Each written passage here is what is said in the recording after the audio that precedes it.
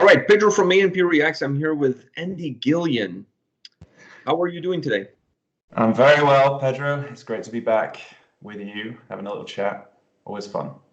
Yeah, I think it's been over, definitely it's been over a year since the last time we spoke, and that's when you were on tour in North America last October.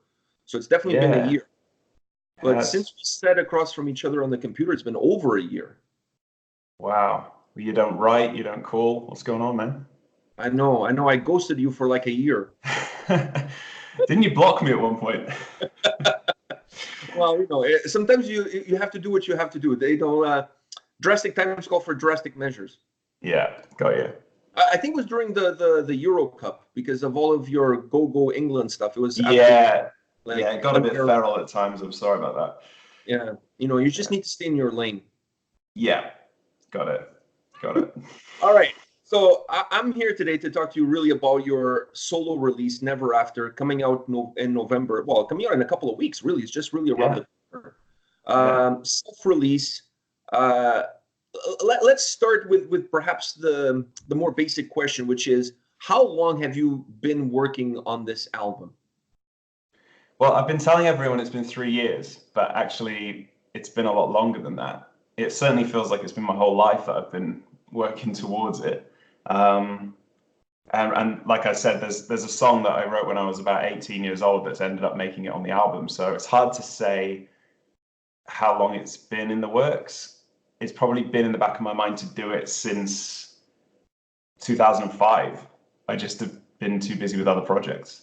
And then it's really in the last 3 years that I've had time, I guess after the last Moors album, so Embers of a Dying World came out, we did some tours, and then it was like, okay, it's now or never really to get this out. So yeah, I guess the last 3 years has been like crunch time, let's get it done. I know that sounds a bit insane that you can have crunch time for 3 years. But I kind of, my body and my brain's feeling the burn actually from just all the projects I'm doing. Was this a lot harder, not only creating the record, but then self-releasing the record? Was this a lot harder than what you had anticipated going into it? Yeah, absolutely. I think, I mean, I've always put a lot of pressure on myself writing, so that is no different. And it was actually a joy to write this for the most part.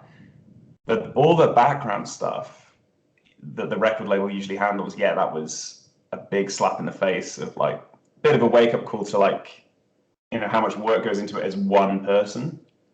Because even a band that doesn't have a label might have a manager, or at least you've got 5 members who can all chip in and do stuff. But this is like pretty much me and then my girlfriend Ananda helping out with everything. If I didn't have her, this album wouldn't have come out, honestly. There's just so much, and there's still so much going on behind the scenes. So yeah, it's been crazy. But the writing, the writing's just the same as any album, really. Just locking myself away and just going at it for as that sounds so wrong. But you can relate, Pedro. I honestly I feel your pain, because I felt, listening to the record, I felt like perhaps the thing that was more out of nature for you was all the other stuff that comes after the album is actually put together, like the selling of the record, the getting the word out there, all of these things, I think from an artist's perspective, come against their own nature. You're more concentrated creating the work, and then kind of just letting the work speak for itself and not having to be a salesman at the same time. Absolutely. And I don't know if I have the business mind that a lot of people do, but then they may not have the creative mind. And it's often that you get one or the other. But I think you can learn that stuff. And I think I've sort of begun to learn a lot more of the business side of stuff, and the sales side of things, and knowing that it doesn't matter how good your product is if you don't have a way to sell it and you don't have a way to get it to people and to promote it, then it's pointless. And that's my problem, has always been that, like throughout my teenage years, wanting to be a composer, wanting to compose video games or TV or metal bands. And I mean, I was just like a bedroom guitar player, and I knew I could do all this stuff that I do now. I just never had the outlet. I never had the way to get it to the right people. And I just had that chip on my shoulder until I still got the chip on my shoulder, to be honest with you. but now it's like, I don't know, I've had a bit of luck with the promotion, and people, I mean, just people are really, my fans are just so great. You know, I don't have a million fans, but the ones I've got are really so supportive, and they understand that it's just me struggling, and they're just awesome. Yeah. Let's dive right into. I was going to talk about your socks, but I figure let's leave that for later. Let's dive right into the album. For anyone who doesn't know what you're talking about, though, that's going to sound really strange. Talking about my socks. But yeah, we'll just let them. We'll go past that. Skip right past that. Yeah. We'll circle around the wagons, and we'll come back to that later. Because I really want to talk about the concept of this record, because you just said a very interesting thing. You wrote a song that's on the album when you were 18. Now, this record has a very large concept, has a very cool idea.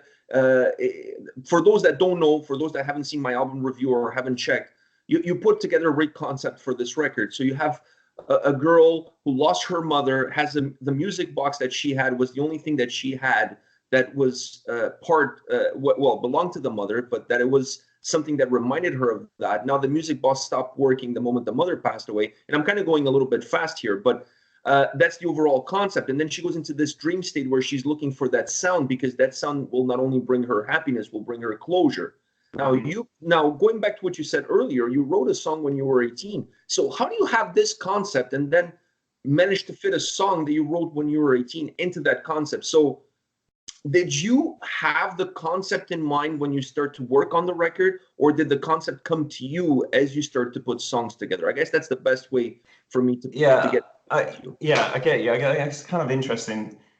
I definitely didn't have the whole concept back then. I think I probably have always wanted to do a concept album, and you know, back when I was like 18, we were listening to music, like real progressive music, and I think almost with Mors Principium Est joining the band and having to work in that niche, I almost lost a lot of the progressive elements of my writing, because it had to be a certain way. It had to sound like Mors Principium Est, so I couldn't be too experimental. But if you look back at the stuff I wrote when I was like 16, 17, 18, it's like, I listen back, I can't believe it's me. Like, it's so progressive and so experimental and crazy. Like, everything was about being as, you know, trying to be as cocky musically as possible. So all the time signatures were crazy, and it was like you said, peaks and troughs when you did your review for the album. I mean, like the song you're talking about, Shards of a Forgotten World, it's like a roller coaster. It's up and down, because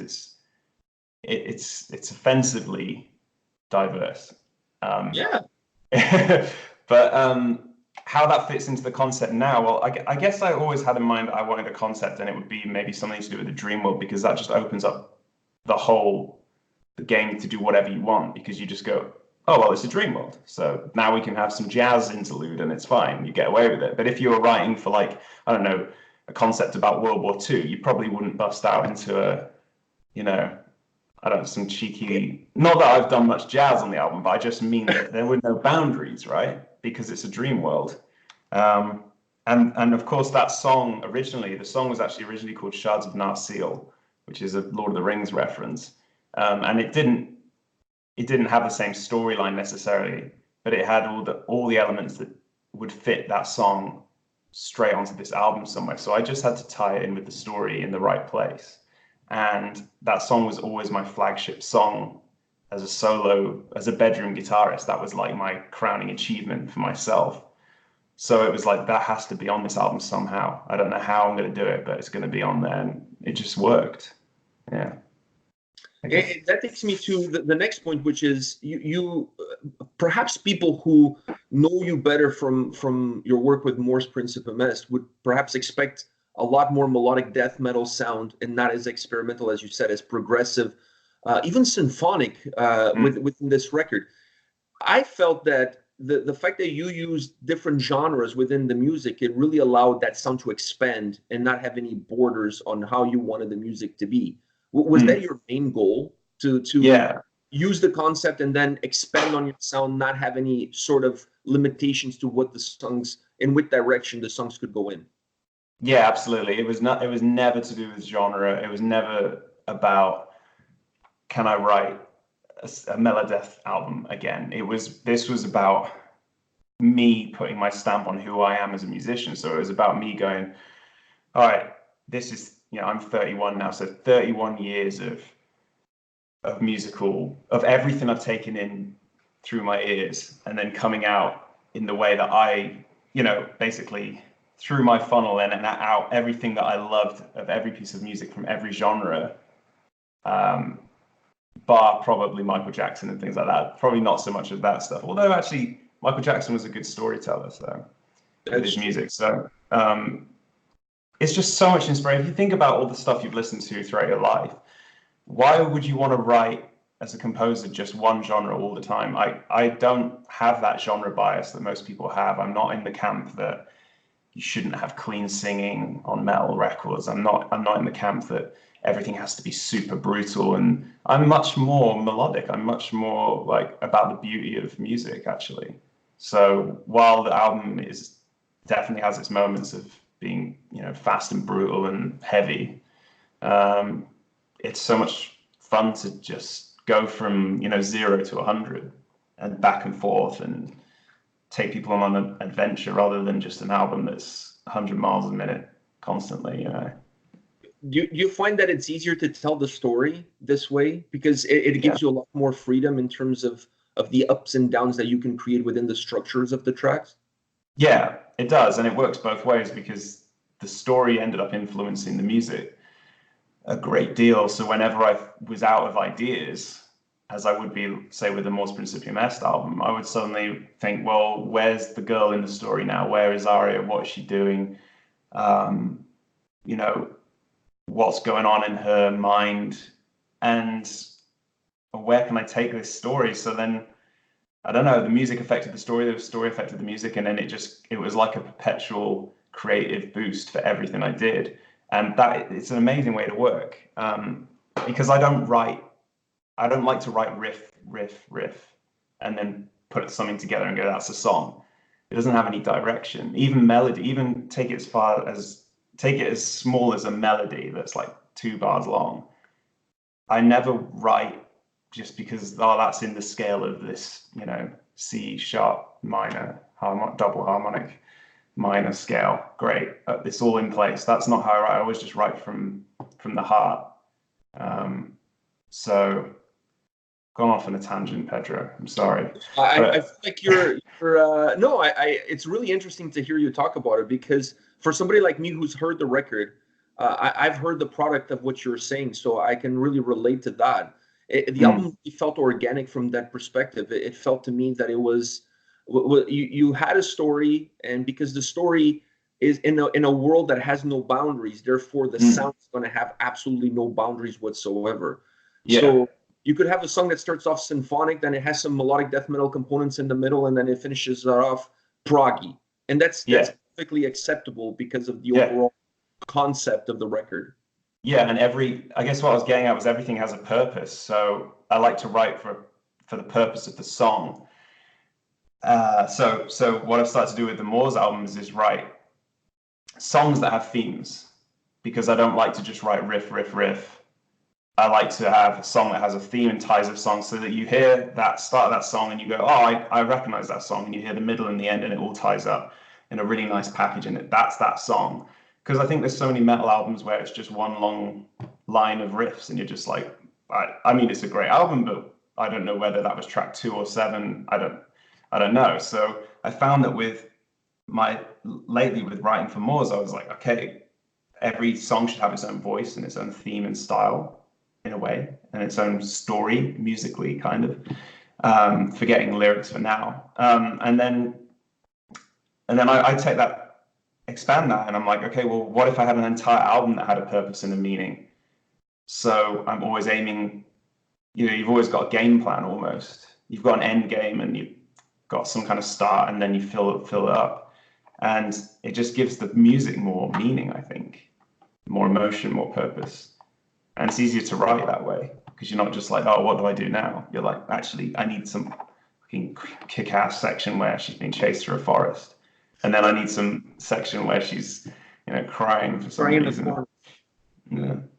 So this is really interesting, because when I'm listening to the album and I see you including, for example, the music box, it peeked its head throughout the story, throughout the album. And I always wonder, does that happen by accident, or when you're creating the album, you feel in order for you to better tell that story, those pieces have to happen? It's important to include those little nuggets of information here and there in order to kind of give the listener a feel of continuity. Yeah, no, it was absolutely intentional. I think it's just like writing a book, that you kind of plant seeds early on and throughout that may seem like pointless, and then they'll eventually, the story arc will bring that back later on. And this was like writing a story as well, you know, through music. So I really wanted there to be a constant theme throughout. So the music box thing was a theme. It's probably something I do too much, the music box thing, but I don't know. There's something just really haunting and beautiful about that sound. So from the start of the album, you hear it, you know, and you hear it through several tracks on the album, and it obviously ends with it as well. Not to give too much away, but it ties it all up nicely. And I actually did some similar things with a couple of the Moors albums, definitely Dawn of the Fifth Era.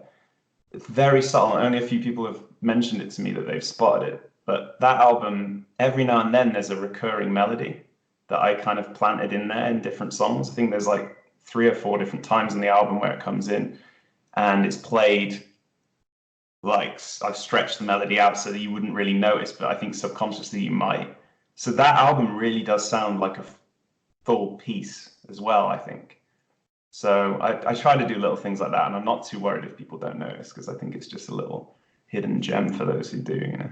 Yeah, I enjoy it from that perspective, because they're listening to your record, you pick up little hints here and there, little nuances that you've included there. And I think for the listener who's paying attention, who's really diving deep into the record, it gives an extra sense of satisfaction. You know, it's like when you watch a movie that nobody gets and you get it. Yeah, so right. Yeah. Yeah, it gives you a little bit of a sense of you know, achievement unlocked. And it's a personal connection, isn't it, to the music and the film or whatever art you're watching. If you know, everyone will enjoy it in a different way. And this album is really layered. And I think everyone's going to get something else out of it that maybe someone else didn't notice or didn't get out of it as well. So, and one thing I really wanted to avoid was there's some albums I'll listen to all the way through and I'll go, damn, that was sick. And then I'll just go, well, never going to listen to that again. Do you ever get that? You're just like, that was, you know, well done. Yeah, you're just like. Listen, I listen to on average, I'm not even lying here, I listen on average maybe to 8-9 records a week, because I do album reviews. It's your job, right? And I listen to the album and it's like, oh my God, this was the sickest album. And then I never listen to it again. Yeah. So I have to avoid, I was like, I have to avoid this, because that's just stupid. Why would I spend 3 or more years creating something people are going to listen to once? So it needs to be layered, and like, my God, is it layered? I think when we put it into Pro Tools in Sweden, it was 256 tracks of 256, I think, in the end, tracks of everything. And it was just, I mean, sometimes there's 14 guitars playing at the same time. It's just insane. So I've never put that much detail into a composition, I don't think, before, as this whole album. So I really hope people can listen again and hear new things, because that's what I really like. There's some of my favorite albums I listen back and I go, my God, I never heard that. Like, I never heard that splash that has like a shit ton of reverb on it, and just how that sounds, you know, and how, or I never heard this little melody, counter melody going on. And it's just special. It just adds a special element to the experience. Yeah. The moment that you started talking about layers, it got me thinking about the drums on this record. At any point in time, did you consider using a computer drum tracks for the record? Or in your mind, you always had in your idea that you were actually going to get a drummer to play on your record? No, in my mind, I always had the idea that it would be my, MIDI drums.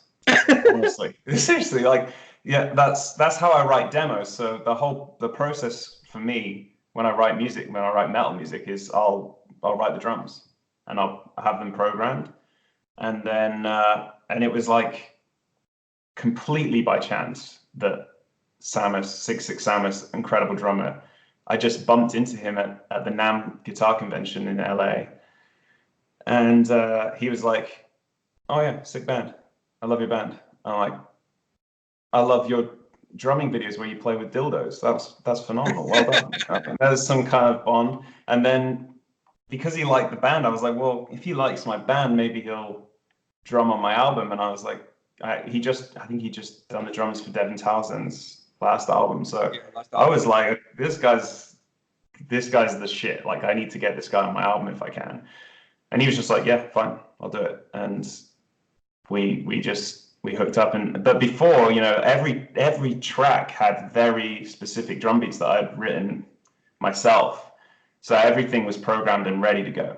And I had no intention of, like, I would have loved to get a drummer, but it was like, well, who's going to do it for free? No one's going to do it for free. So I need to pay. And then that's, how much money can I afford?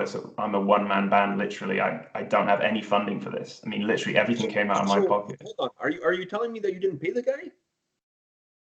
Oh, well, I can't say what I did or didn't financially. That'd be unprofessional of me. I'm not going to go into that, but no, everything's fine between us. But yeah, amazing drummer. You should hire him, and you should pay him too. But seriously, it was just like, yeah, match made in heaven. He totally understood the tracks. Did you give him freedom to change things? Yeah, I did. I said to him, I sent him all my crappy MIDI tracks, and I said, "You do what you want." I just said, just go crazy over it. And like he did. I mean, he overplays on the entire album. It's ridiculous. Any I don't know. Most drummers would go, he's kind of overplaying that. And I'm like, no, bring it on, man. Just turn the whole album into a drum fill if you want. Because one thing I want is, I want this album to not just appeal to guitar players. I want it to appeal to any other kind of musician. So drummers, bass players, orchestral players, piano players. I want everyone to get something from it. So I was just like, who am I to restrain this man, this animal? He just had my permission to get behind the kit and do what he wanted. And he recorded the whole thing in a day as well. I don't know if many people know that. Yeah. Yeah, he kept me waiting for like a while, and then he sent me a message saying, "Oh yeah, I tracked the drums today." I'm like, "Oh cool, so maybe you got like a song done." And it'll be a couple more months. And he was like, "No, I just did it all this afternoon." And I'm like, "What?" But this is the thing, like, he really understood the songs as well. This is what's crazy. He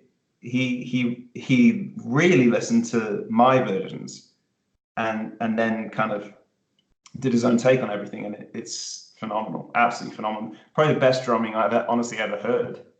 And I've worked with a lot of drummers. I've listened to a lot of music and totally blown away by I think it added a different lever to the album. I mentioned that on my review.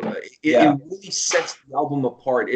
If you use, and I'm not knocking the use of computer drum tracks. Obviously, if that's what you have to do, that's what you have to do. Yeah. But adding him, because of the concept that you have, because of the diversity of sound that you have on the record, he brings extra life into the record.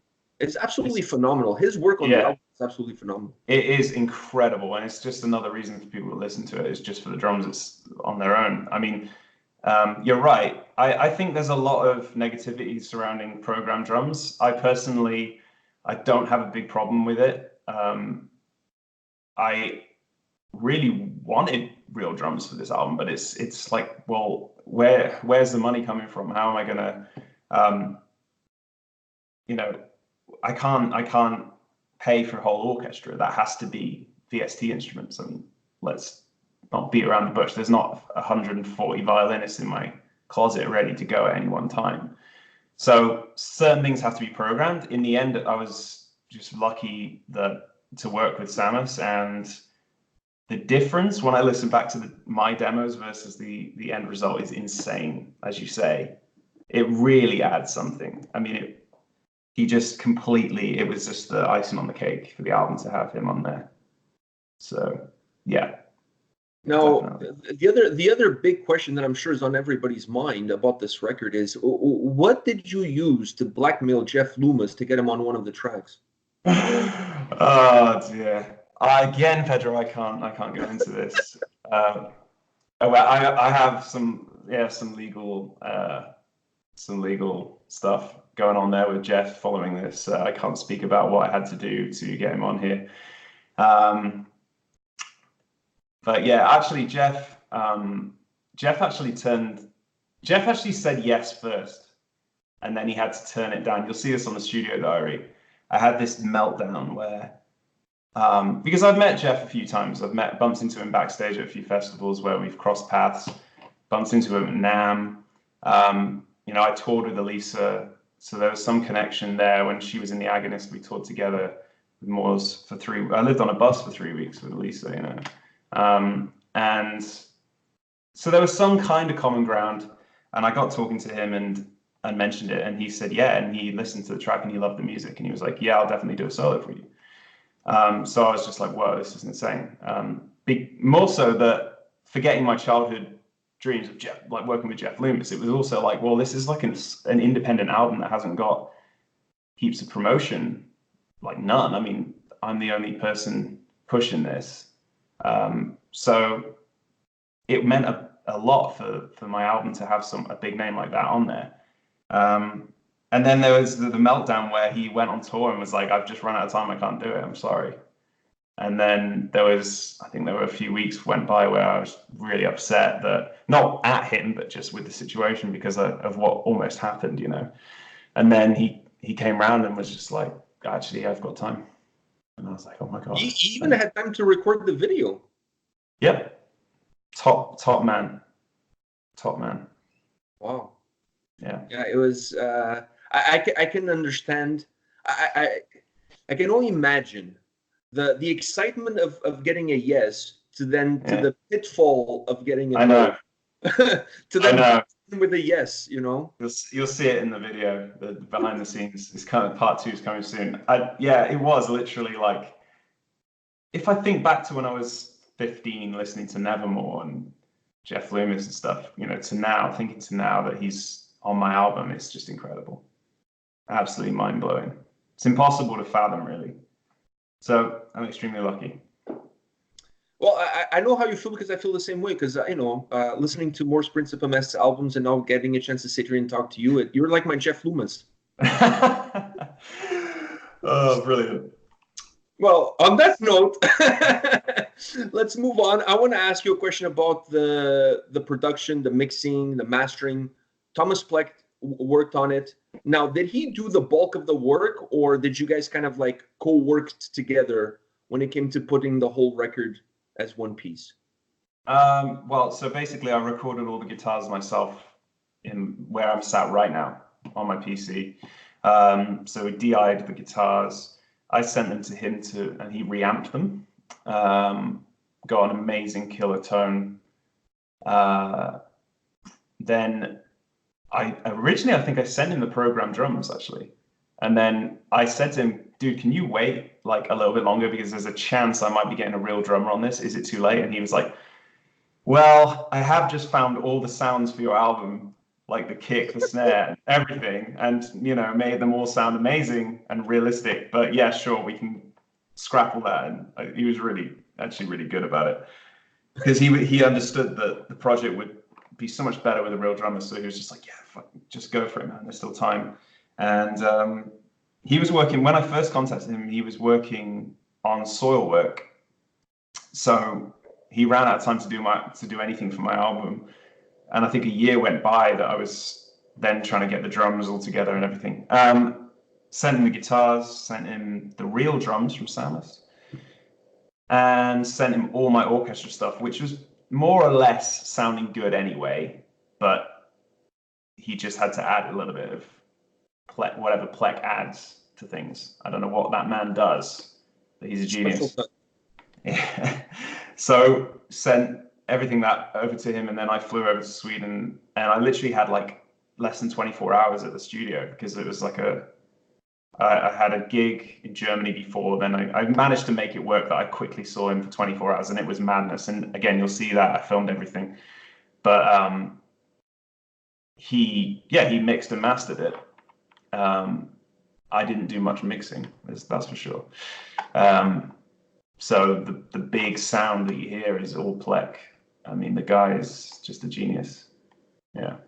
It seems like you got all the right, everything that had to go right went right for you with this record by getting the drummer, getting the right drummer, not just getting a drummer, but getting the right drummer, then getting the right person to work on the record, then getting Jeff Loomis to say yes, no, and yes to on the track. So the stars were aligned for you.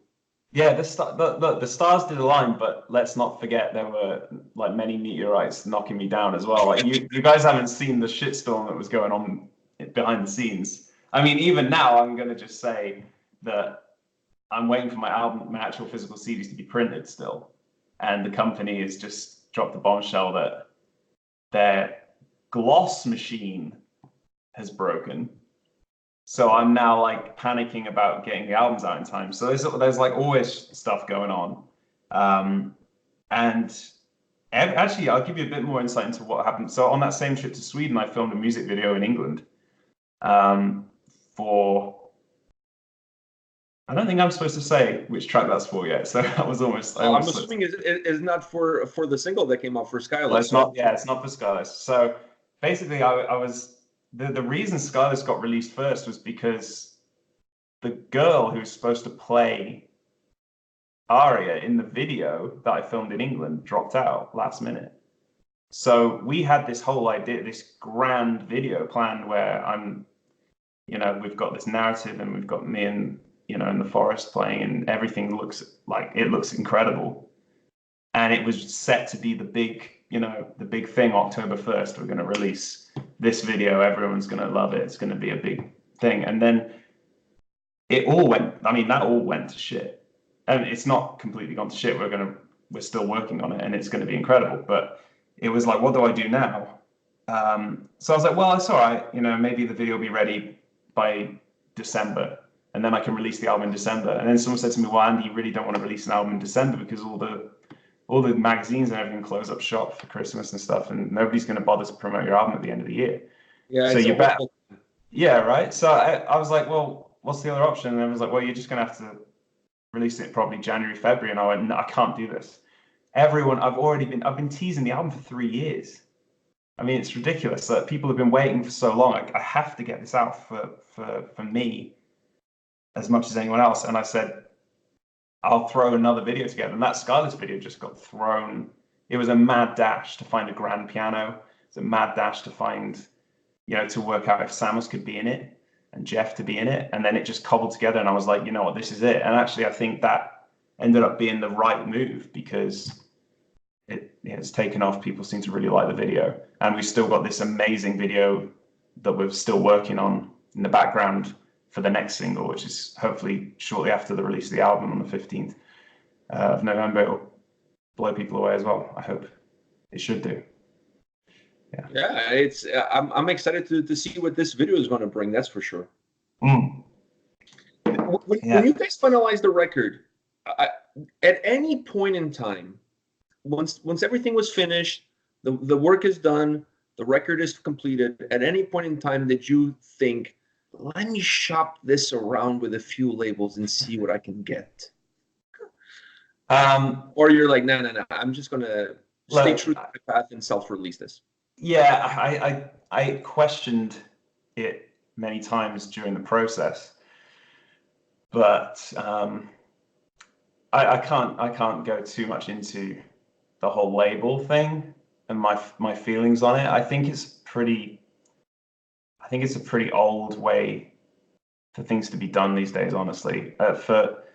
And I think for an artist as small as I am, if you forget the band and you're just talking about me as a solo artist, I think it probably would have been a mistake. I wanted control over this myself.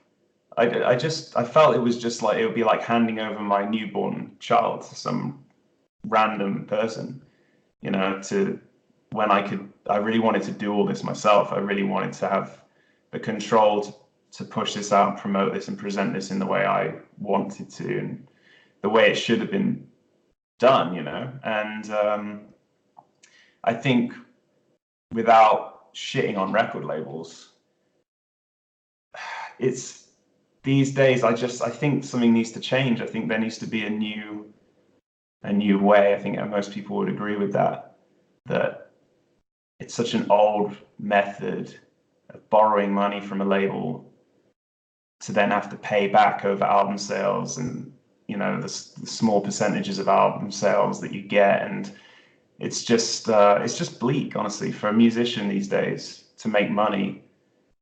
It's bleak as it is without having a record label taking a huge cut as well. So for me, it's obvious I was just going to do this myself.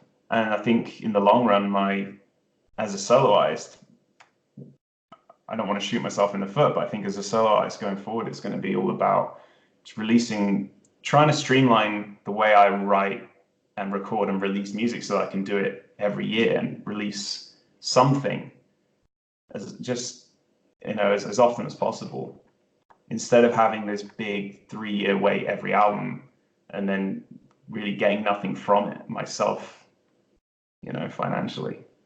So you're thinking maybe like just releasing a couple of songs as you work on them instead of just building up towards one full-length record? Well, I don't know about that. I just think, is there a way that, yeah, there's many people do that. Many people are doing the whole like bringing one song out a month until they have enough for an album and then they release the album as well. I think that's a great thing to do. A lot of people doing that sort of thing with Patreon as well these days.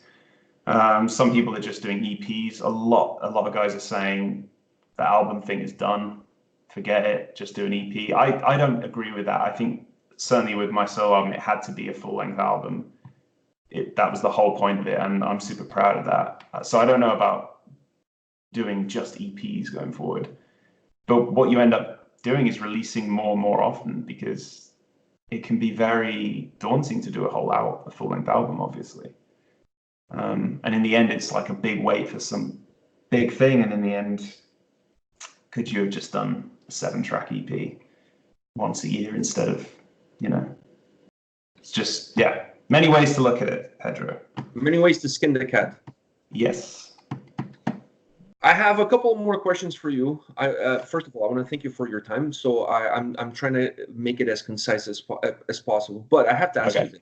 The moment I heard the first single, the moment I heard the album, the first thing came to mind was Vile. Is he moping around somewhere thinking this dude put great music together that we could have used for our next album? Like, is he moping around, or has he heard the album and he's thrilled with what you've done? I don't know. I don't know his thoughts on that. Actually, he's definitely not moping. Vile's a changed man. Yeah, I mean that whole meme ran its course. Honestly, the guy, he changed his ways. He found himself, I think he found himself in America, and actually the tables turned, and I became the moper in the end. So, you know, I think from what he heard, he told me he really liked it. But you know, I don't want people to think of this as Moore's Principium S Mark II. It's totally different. This is a totally different project, you know. It couldn't have been, yeah, okay, maybe 1 or 2 riffs could have been used in Moore's, but some of the comments I get on YouTube are like, oh God, why would you waste this on an instrumental album and stuff like that? And well, it was designed to be an instrumental album for the most part. There's the guest vocals, but you know, everything was specifically designed to be the way, and I couldn't be proud of how it came out. To me, it doesn't matter. Honestly, the reaction from people is if it's good, it's great to me. But I wanted to do it this way, and I couldn't be proud of how it came out. But to throw vocals on top of something like this, it doesn't make sense. No, it doesn't. I had that discussion with Antonio when we checked out Skyless, Yeah. If you throw vocals on top of that track, then the track is not the same track. Then you have to change the track in order to be able to fit the vocals in. And at that point, now you don't have the same song anymore. It would be chaos. I mean, because the music is so, because there's no vocals, the music has to be super interesting, right? So if I write riffs for Moors, they have to leave room for Velo. They have to leave room for a vocalist. And yes, the music's still really interesting, but the solo album was like, put it to 11. Let's make the most colorful, elaborate, decadent thing possible. Like a sprinkled donut. Yes, Pedro. Even though everybody knows I don't like donuts, thanks to you. But yeah, it had to be that way so that it stood out without vocals. So then sticking vocals on top, it's just going to be a mess. But no, it's not. I wouldn't even call it a side project to Moors. This is just me, you know, doing what I want to do, putting my, you know, wearing my heart on my sleeve and putting my musical experience. This is my love letter to music as much as anything else. Do you know what I mean? This is everything I love about music on an album, and that's it. So I think Velo probably really likes a lot of that album, you know, and he's still got me to write another Moors album. I'm halfway through writing a Moors album right now. I'm going to get into that, but before I get into that, I have to ask you this: do you have any plans to do any live shows, even in Australia or anywhere else, like a few songs, something like that? Do you have any plans, or is it a difficult prospect to achieve, to transfer this record from the state that it is in right now into a live setting? Yeah, a few people have asked that, and I've got no plans currently, but I'm definitely keeping my options open for that. Even if it's just rocking up to somewhere with an iPod with the backing tracks on it and just playing along. Like, I mean, honestly, I've seen that. Like the first time I saw Guthrie Govan back in 2009 or something, and he just, in the tiniest bar in Bristol in England, and he just had an iPod, and he was just like, "All right, chaps, I'm just going to plug my iPod in." You know, and there were like 8 people stood around with beers in their hand just watching this guy. And now I've gone from seeing him do that to seeing him play with Hans Zimmer, which is insane. But yeah, I'm open to doing that. I'm open to doing less open mic-y type things and actually doing clinics and things as well, which would be cool. Maybe showing some of the techniques I used on this album as well. But as for a full band, there's nothing in the works yet, but I'm definitely keeping my options open for that. Last question for you. You hinted a little bit. I mean, you didn't hint. Well, you hinted now, but it's been posted that you guys are working on new, more Sprints of a Mess material. How is it coming along? And do you guys have a timetable for when you expect that album to come out? Yeah, I think I'm trying to remember what I'm legally allowed to say on the matter. I think VLA said sometime towards the end of next year the new album would come out. So yeah, I know my time frames of when I've got to finish writing it. I know that much, and believe me, I'm running out of time. So yeah, it's definitely on my mind, and it's really interesting to write this after writing my solo album and go back into that. It's almost going back into that box, you know.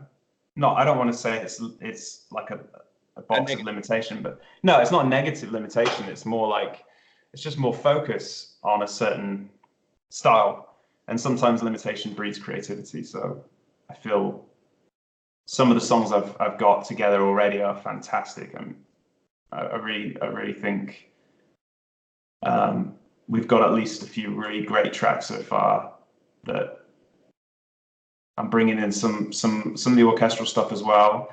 Probably starting to evolve it slightly more than the last album as well in terms of progressiveness, because I don't want to write the same album 5 times. I've got no interest in doing that really. Are you thinking of including a little bit like of more like symphonic elements into it to give it a little bit different melody, a different approach? Yeah, I think the last time I had, Embers of a Dying World had plenty of that stuff anyway, the symphonic side, but we're definitely carrying that on. Billy actually expressed to me that he wanted to keep those elements, so that comes naturally to me now anyway. So there's some crazy orchestral stuff going on so far. It sounds good. It sounds promising. I just hope I can meet the deadline, because The deadline. yeah. Before I let you go, there's something I have to ask you, because this has been bothering me since we sat down here to talk. I noticed that you're looking a lot more buffed. Like you look like you've been hitting the weights, and then I noticed Really? there's like a little weight thing behind you. Yeah, I'll tell you what that is. Pedro. That's that bouncy ball over there. Oh, I was talking about the little weight thing on the other side. Oh no, don't worry about that. Yeah, don't worry about that. No, it's all the ball. It's all the ball. Packing a couple of tons there. I don't know. Oh mate, I don't have time for that. I try to stay alive, so I try to do some exercise now and then, but it's hard to fit it all in. Plus, I don't want to get too big. I don't want to get too big. Andy, what I thought was this: after your tour with Wolfheart and spending time with Thomas, I thought we went back to Australia. It's like, okay, you know what? I'm gonna get bulked up. That was a real. Yeah, the face. I've already booked in for those actually.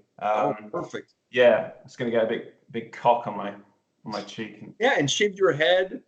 Yeah, well, that's gonna happen too. We should get matching face tattoos. Oh yeah. I think we should do that, but it has to be in Vegas. Yeah, and maybe I can grow my beard long like you as well. Yeah, but you're a little bit ginger, and well. Yeah. Look, it's the lighting, Pedro. All right, Oh, it's the lighting. Yeah. The lighting is not great, but maybe we could do this on a trip to Vegas, and we can do like a vlog thing. It will be like Hangover 6. Yeah, I'm down for that. Bring Thomas as well. We'll all get face tattoos, and we'll just tear it up. I know, but for him, it's like you're really not pushing the envelope. I mean, no, there's not much space left on his face to do anything either, really, is there? But yeah, I mean, you don't want to ruin what's already there. No, you don't. You really don't. The man is a god amongst men. I agree with you. I agree with you. Perhaps more so because he might watch this video, and I know I'm gonna see him again in person, and then I'm gonna have an answer for this. Exactly. No, he's a wonderful man, a real gentleman, and he loves donuts. Not as much as ice cream. No, you guys you and those guys just absolutely love ice cream. You have a weird thing going on there. I love that though. I love that. Good fun. Yeah, it's great. It's great. All right, man. Well, I want to thank you very much for your time today to talk about this wonderful record of yours, Neverafter, out November 15, self-release. Go check out this man's Facebook page. Pre-order, buy it. Don't download it and don't steal it. But having said that, I don't know if you're aware of this. There's some sites out there that do offer illegal downloads of music. All right, I'm not gonna mention names because I don't want to promote those websites. I've never heard of such a thing, Pedro. Perhaps you haven't, but there's something I'm going to tell you that I for sure know you haven't heard of. Your album is listed as one of their upcoming releases on one of those websites. Are you serious? Yeah, which you could take it as a good thing because that means you made it. So this is like is this a website that you pay for to subscribe to? No, it's a free website that offers illegal downloads of people's music, right? So people donate and then that money goes to them to buy the album. So one person buys it and then uploads it for everyone. Is that how that works? Oh, I don't know if that's how it works, but I honestly know that if you go there, you can download anybody's album for free. And I saw. So already, for fuck's sake, you just can't win, can you? You're already listed on one of the upcoming releases. The reason that came up is because I was Googling some information about your record to prepare for the interview, and one of the links that my Google provided me was for your upcoming album to be downloaded illegally from a website. So, and then I was like, it's not a good thing, but at the same time, the fact that somebody's putting you in between like Lady Gaga and Drake on the upcoming release chart of illegal downloads. I mean, there's something to be said about that. There is something to be said about that. There's also something to be said about you're one of the few people in the world who actually has the album. As I sent it to you to review, and now you're giving me this information, Pedro. It's all starting to paint the big picture, isn't it? Your album is safe in my hands. Got you. Not even my son has a copy of the album, and we live in the same house. That's great. Oh, you can let him listen to it as much as he likes. With this kind of stuff now. On a serious note, I take really good care of the stuff that comes my way, because if there's one thing I know how much work you guys put into your music, and then I know how much little you get paid for it.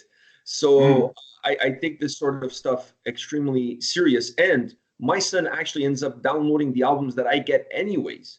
So he ends up buying everything because he feels, and it's good coming from a generation like his, because you don't really get that from this young generation. He feels the artist deserves to get paid. So regardless if I got the promo or not, he still goes and he buys the record. He's my money, but that's even better. No, I'm not trying to besmirch your good name, Pedro. I know that you're a fine gentleman and a professional. But yeah, definitely send me the link in a private message after this, because I want to check this out. I absolutely love that segue. Yeah, interesting. I can't believe that. Oh. I mean, I knew it would happen eventually. The fact that how could they already have that on a list? I mean, yeah.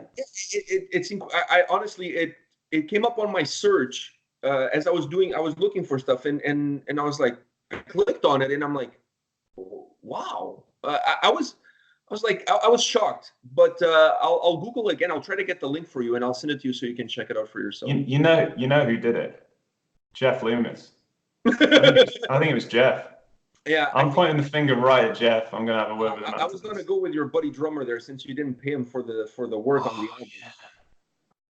Why are you saying that? Why are you spreading that lie, that rumor? Okay, maybe you've paid him, but you didn't pay him enough. Look, I'm not going to talk about my financial situation. 66 Sounds is extremely happy with how everything turned out. You guys had and everybody was happy. We had an arrangement. It was fulfilled. I'm not going to say what happened, what the arrangement was, who has a resulting STI. I'm not going to go into any of it. All right, but everyone is happy, and it's settled. What happens in the studio stays in the studio. Absolutely. All right. On that note, thank you very much for your time today, and all the best of luck with this release. I could not wish you. I mean, if there's a guy out there that deserves all the luck and all the success in the world, that is you. You're an absolute amazing person. Thank you, man. Fun person, incredibly talented. And I'm not blowing smoke up your ass. This is how I feel, and I really hope that this album catches a lot of people's attention. It caught mine. It really captivated me. I really dove into it, and it's one of those records that I feel it's almost like an onion. You keep peeling layers and layers, and there's still more layers to it. I don't mean it from a perspective of making you cry, but there's a lot of meat on the bone. There's a lot for you to digest. It's just an incredibly thick sounding record. I really appreciate that, man. I really do, and everything you do for me. So thank you so much for promoting this. And no problem. And we'll for all your kind words on it. New video once you guys release it. What was that? Sorry. Looking forward to checking. New video once you guys release it. Yeah. Can't wait to get it out there. And there's 2 more studio diaries to come. Part 2 and Part 3 are coming. Those are great.